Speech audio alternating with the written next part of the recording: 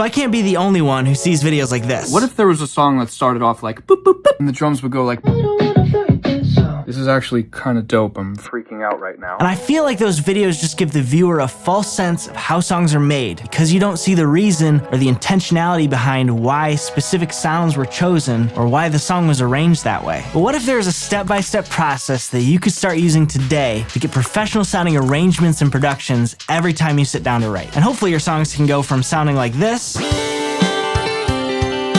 to sounding more like this. Spoiler alert, the clip you just heard from this song is the song that we're writing today from scratch in this video. So let's quick understand the basics of how songs are structured and how they flow. Now, regardless of what genre you work on, whether that's country or EDM or pop or hip hop or rock or whatever that is, each genre has a norm for how it flows. And that flow from beginning to end is called the arrangement. Now let's break down a typical basic arrangement. Songs usually begin with a super low energy in the verse, and the choruses have a high energy. The second verse has a higher energy than the first verse, but a lower energy than that first chorus. And the second chorus has even more energy than the first chorus. And the bridge is even higher energy than the second chorus. And then there's usually one half down chorus and one half up chorus to end the song out. So besides the actual arrangement, the tempo and the time signature both largely affect the vibe of the song.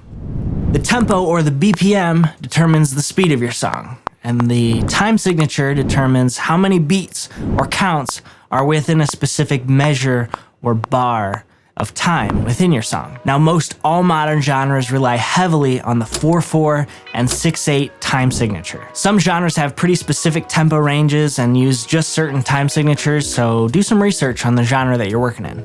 Now, as beginners learning to write music, I think it's okay for us to copy and to mimic some of our favorite arrangements and some of our favorite vibes from our favorite artists. We're not trying to write the next #1 hit. We're just trying to learn how to actually produce a song. And I think the best way to do that is to learn from other people. So I'm going to borrow this arrangement and energy chart and time signature and tempo from this reference song that I used earlier, and we're going to write our own song based off of that.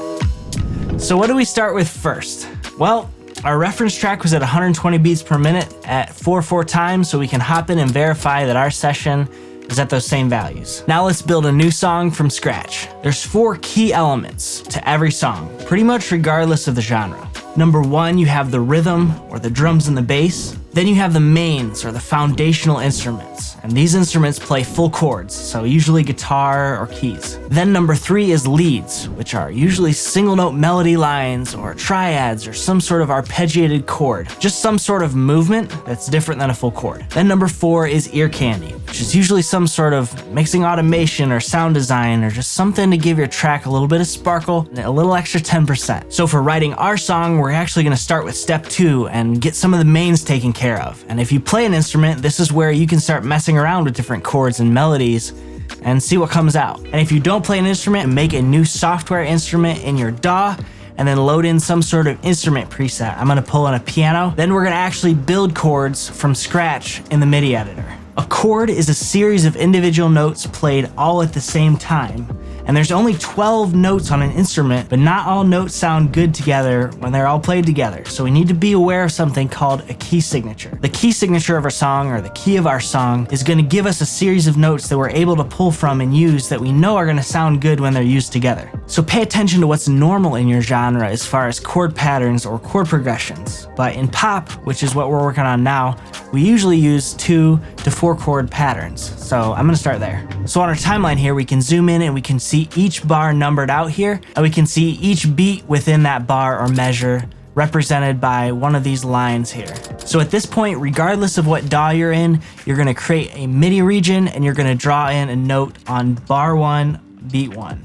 Quick disclaimer, everything that I program here for the next few minutes is going to be either programmed better later or is going to be replaced by a live recording, a live musician. But I think it's super valuable to lay out the whole song as an arrangement with what I call scratch tracks, which are tracks that are just meant to be replaced later and give the musician who's playing it a skeleton structure of an idea of what it's supposed to sound like, and then are able to build off of that skeleton and really be creative. We have to start building the song from somewhere, and I start with scratch tracks. So our reference track is in the key of C sharp, so we're gonna make our song in C sharp as well, which means we have this list of notes to all choose from. And in most modern music, the 1, the 4, the 5, and the 6 are the most common chords that are used. So we're gonna start our chord progression on the 1 chord. Now for a 2 to 4 chord pattern, it's really common for each chord to last 1 bar or 1 measure of time. So I'm gonna stretch this note out to last a whole measure. So we want our pattern to be 4 bars long because that's what's normal in pop music. And so I'm gonna make another MIDI region, I'm gonna make another MIDI note that's 1 bar long. Then I'm gonna repeat that 2 other times, picking notes that we're allowed to pick from our key signature. So now we have a super basic pattern.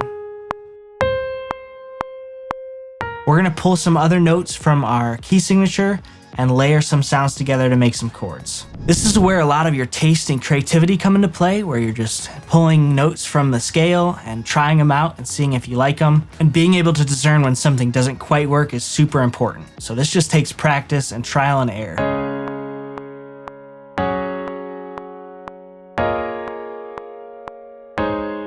So now that we have a scratch track for step 2, let's go back and get some scratch tracks for step 1 and program some drums. The 2 crucial parts to the drum kit are the kick and the snare. The kick is the low, boomy, punchy sound, and the snare is the snappy, cracky, thuddy sound. In most all modern music, count 1 of a bar is usually accented by the kick drum, and the snare almost always hits on counts 2 and 4. So I'm gonna drag and drop some samples in. You can use a drum instrument or whatever you need to do to make a kick and snare sound. So the kick needs to be on count 1 where it is, the snare needs to be on count 2, and counts 4. Now we want to duplicate this pattern to the other 3 bars as well.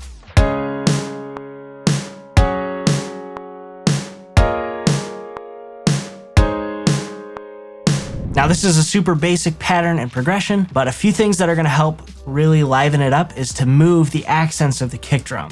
So I'm gonna duplicate and move some of these kick drums around just to taste.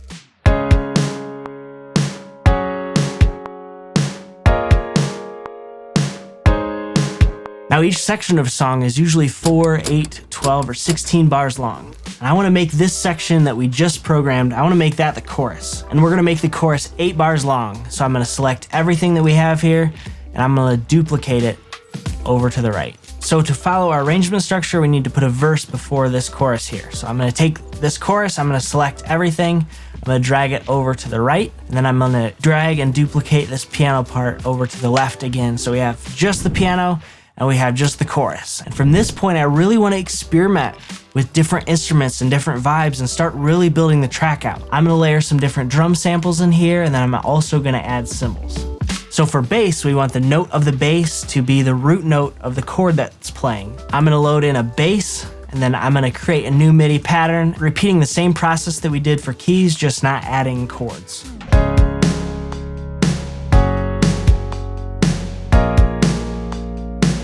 Now we've already programmed one of the mains, but I still feel like there's something missing. So I wanna layer several main instruments together. So I'm gonna make a new software instrument, and I'm gonna pull in maybe a softer sound, maybe something that drags out a little bit more like a pad. And I'm gonna duplicate my MIDI down into that track, and we're gonna listen back to that.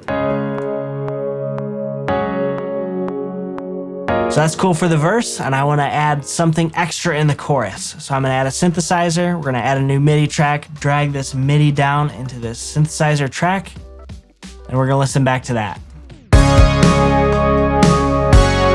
That synth is a little too high and pingy for me, so I'm gonna transpose the MIDI down a whole octave. An octave is 12 half steps. Since there's only 12 notes on an instrument, if you go up 12, you're gonna be back to where you started again. I'm gonna transpose this down 12, which is gonna be the same chords, but just lower. Now let's add some scratch leads. and leads are usually about an octave away from the main chords because too much movement within an octave or frequency range usually gets cluttered and muddy really quick. Having distinct mains and lead instruments really help your song not to feel empty.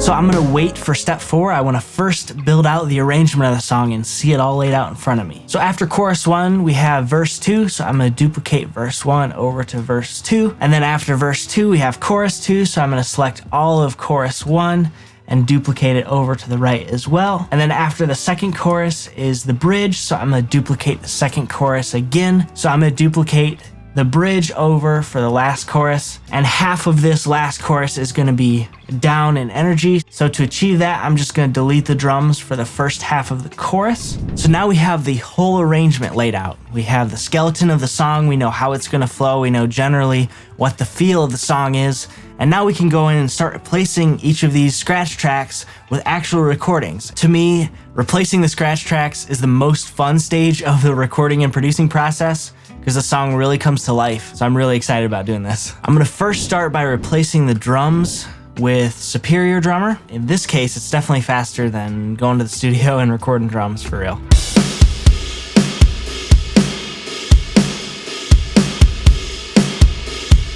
So we got the drums pretty much programmed, and I'm gonna start experimenting with some electric guitar.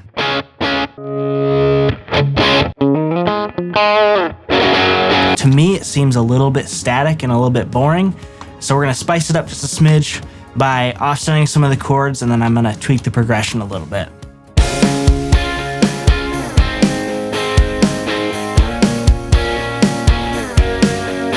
So I think I'm gonna add another layer of electric guitars on top of this.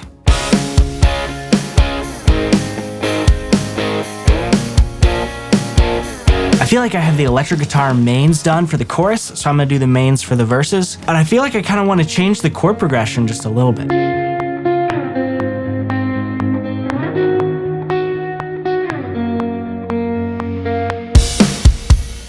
Just feels like such a drastic difference between the verse and the chorus. So I'm gonna take this verse and I'm gonna move it back one progression and then add a pre-chorus in that space here.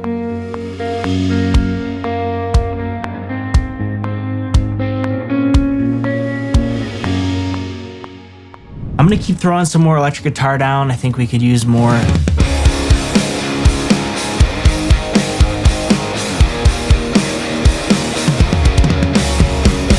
After putting that chunky electric guitar down in that bridge and that second chorus, I think it's time to move on.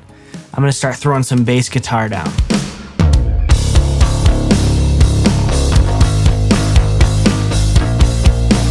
I hope you're tracking with what's going on here. We're just replacing all the scratch tracks with actual recordings, and then going through those 4 stages and making sure that our rhythm's tight with drums and bass, and making sure our mains are tight, and we're gonna get to the leads and ear candy here soon. To finish out the rhythm section, I'm gonna record a sub bass on a synthesizer to kind of add an octave underneath and just kind of fill out the low end of the bass that I just recorded.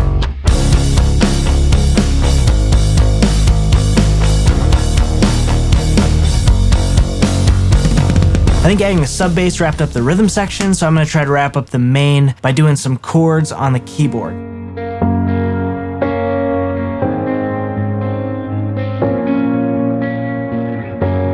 We have a solid foundation with step 1 and 2, so let's move on and add the final leads with step 3.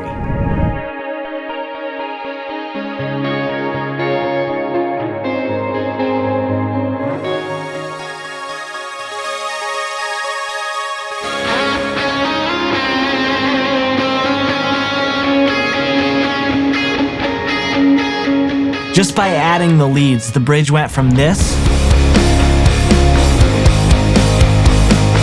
to this.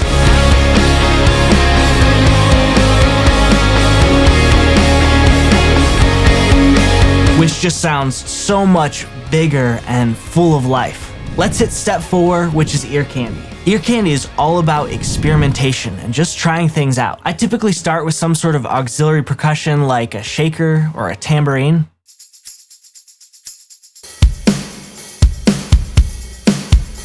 Then I usually turn some sort of obscure sample into some percussion part too. I also like to add some sound effects for the section transitions. So between the pre-chorus and the chorus, or between the chorus and the bridge, maybe I'll add a riser or some sort of noise sweep going into those. I'm also going to add an impact sound effect on the first downbeat of the chorus and the bridge. Now that we have the ear candy in there, let's check out a section of the song.